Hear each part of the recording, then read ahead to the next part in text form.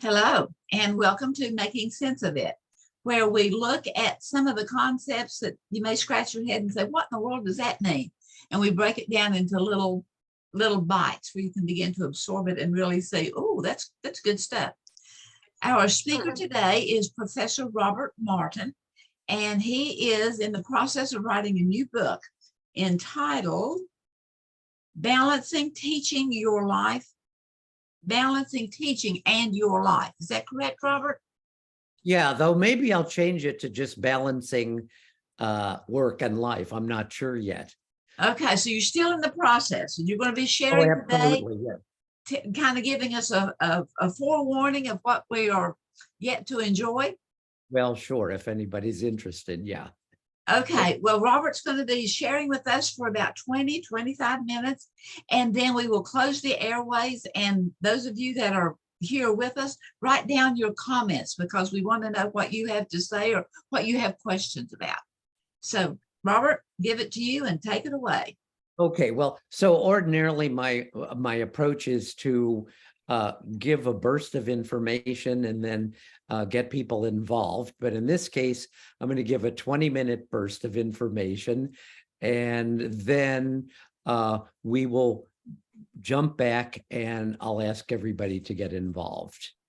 So the first thing is this is going to be a PowerPoint, not because you need it, but because I need it to keep on track. So I'm going to share my screen. And okay, so is that looking good, Mona? That's good. Okay, so I've changed this to, so balancing your work to balance your life, or balancing your work and your life, 10 strategies. And we're going to do one strategy a month, but this today is going to be an introduction to all of this, and it's going to really focus in on some key Glasser ideas. So now, a number of us, including myself, are retired, although I've been failing retirement vigorously for about 10 years. So I get up and I go to my coffee shop and haul out my computer and start working, because that's what I enjoy doing, and I enjoy being productive. But the question is, can we be successful and satisfied if we don't balance our work and our personal life? And I think this is something everybody struggles with. So I ask you all to ask yourself that question. And I'm still dealing with that even in retirement. So I remember back to when I was still in school, and I was at the University of Illinois in Urbana-Champaign, and for recreation, I would go to the University of Illinois paperback bookstore, and I would find books on psychology and psychiatry. And I would read them looking for direction, how to cope with difficulties. Because I had all of these wonderful ideas about fixing the world and making things different and changing others and changing my situation. But I didn't have any strategy, or rather, maybe I had all of this too many strategies from all of the things that I had been taught in school and church and community life and all of these kind of things. So I had no idea of, well, what do you do when you can't control situations and other people? I was just kind of clueless. And I don't even remember how it happened, but I found this book, and this is decades and decades ago. This is when I was a young man. This book, Reality Therapy by William Glasser, which is not about how to do all of these things for the reader. It's really about his experience of working with delinquent adolescent young women. But what I learned from that was this life-changing strategy of asking the question, no matter what I was faced with, well, what can I do about that? And that became a fundamental life-changing strategy that's kind of like a mega strategy, a meta strategy that encapsulates all of the other things that I'm going to talk about in all of these presentations. What can I do about it? And that simple sentence has shaped my life.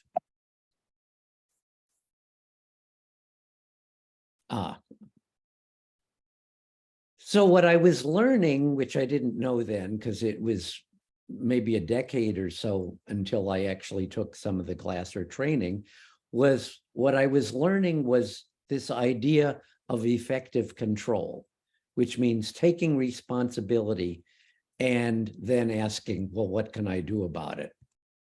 So that's kind of what this presentation is about, introducing these strategies, these 10 strategies, but the introduction is about how to achieve effective control even before we get into the 10 strategies, because it's like even just doing one strategy at a time, it's like it's very easily overwhelming to people unless they have some kind of overview. And so that's what we're going to be doing today in the next few minutes. So the other thing is I was kind of like this plant here, this little plant stuck in a in an asphalt driveway here. And I went back because I'd already, I've now graduated and taken my first job. And I went back to visit one of my professors and he said, well, so how are you doing? And I said, well, I'm surviving. And he immediately jumped on me a bit and said, well, that's not enough. It's not enough to survive. You need to find a way to survive, to thrive. It's like, what's thrive? What's that all about? And so that began this other journey of figuring out, how can I learn how to thrive? So that's the point, is we're not just wanting to survive. And that's my problem with all of the self-help books and all the wonderful ideas. It's like they can all help us survive in the moment, but it's not about this bigger idea of how can I thrive? And I think this gets into the idea of small changes, and that's what we're going to talk a little bit about today. So I went away from my meeting with my professor of like, which, because he also gave me a little recipe for thriving. And that is, he said, what can you do that nobody else is doing? What can you contribute that if you don't do it, it won't happen, that nobody else is going to be doing it?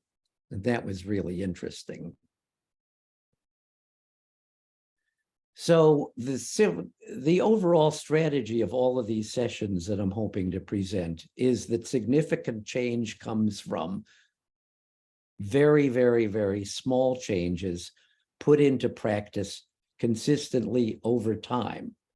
And I wish I could say that, oh, well, I'm now the master of this. And I would say, well, in one way, I am the master of this, but in the other way, it's like a lifetime kind of thing. It's like you never achieve it. It's always something you're doing on a day-to-day basis. At least that's what I'm finding.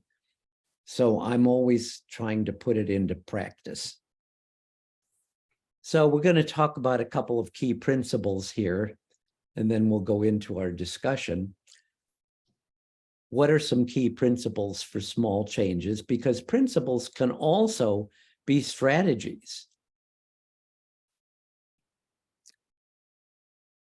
So one principle is that, as my brother likes to say, information is the least effective form of communication. Advice and information don't work so much. what works tends to be questions. Questions can be questions we ask ourselves, what isn't working and what can I do about it, can be questions that we ask others, whether it's people in the workplace, whether it's students, administrators, colleagues, whoever it is. What isn't working? It's like, well, what's something we can do about it? And trying to come up with things. And I would say that's also something. I've been a counselor. As a counselor is like, it's all about asking questions. And again, this is something I think that I've learned from Glasser, and even being on stage with Glasser and having a chance to play the counselor and having him being the counselee and having him be the counselor, is asking questions. It's like, okay, well, what might be possible here? So, do you want more freedom? Do you want more control?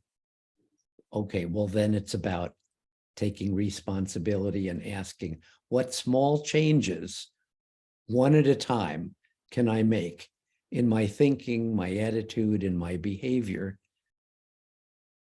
But changing actions are always the easiest to start with. We can do all of these things, but action is the easiest. Another principle is that I learned from a friend of mine that I'm going to have lunch with today, is that he would say, well, you got to be reasonable, meaning you got to be reasonable with yourself. You need to be inner directed. And I know that as a teacher and as an employee, other people were always trying to get me to do more than was reasonable for me to take on, so that I would meet their expectations. And that I found to be impossible. That just doesn't work. And maybe you have found the same way. We have to have the courage to be self-directed, because inner directed, because unreasonable expectations destroys the possibility of change. So a smaller, easier change is also what's going to be more reasonable. So just asking, what can I do here? What's going to be reasonable?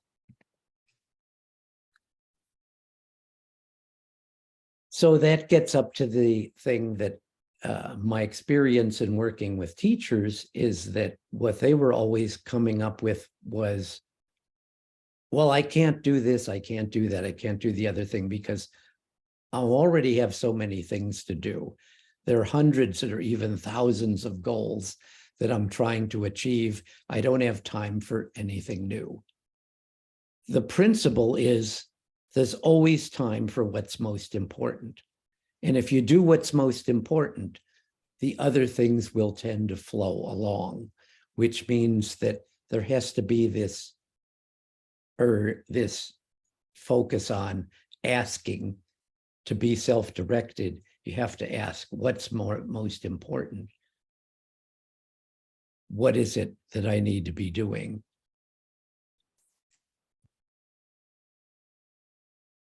Okay, so one of the things that I focused on in my presentations last year was the need to focus on meeting the needs of others. What I want to focus on here is we need to always start by meeting our own needs, as well as meeting the other needs, the needs of others. And so these are the needs that are focused on the right of the gray there. The need for effective control of my own actions, belonging, fun, and freedom. And then it says, pick one. Well, why pick one? Because we can't work on all of them at once. And just last night, I presented this to one of my friends who is also in counseling, not with me, with others. And I said, well, which one do you need to work on? And she said, all of them. And I said, yeah, but which one would be the most important to you? And then she answered, and we went on from there. And then I said, well, okay, well, what's the one thing you could do to meet this need? What's the one small thing you could do? And again, this is something that I learned through my Glasser training that's really important to do in working with others. But we also need to do this with ourselves. And so this is something that I like to work with. When I did most of my work, I was working with teachers, but also I did some work with people in business and industry, and it's kind of the same idea. So what about meeting the needs of others? Well, this is really interesting. So I was, a little story here. I was attending a week of Glasser training, and we had finished in the evening, and we decided to all go and as a group and have a drink together in the evening. And we went to a little restaurant in a local hotel.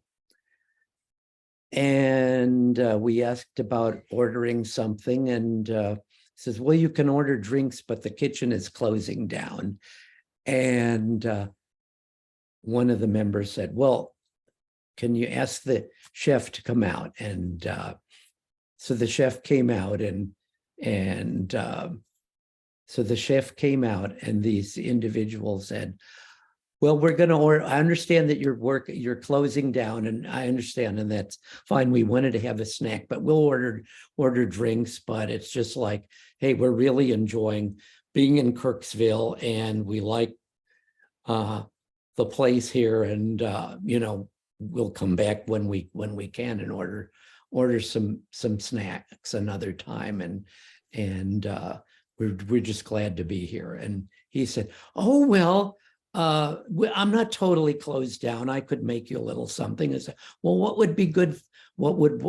Tell us what you would like to make? And he said, well, I can make you a hamburger and some fries or whatever. I said, yeah, that's great. Go ahead. He says, okay, fine. I said, well, thank you very much. He went back. And so then I said, well, just what happened here?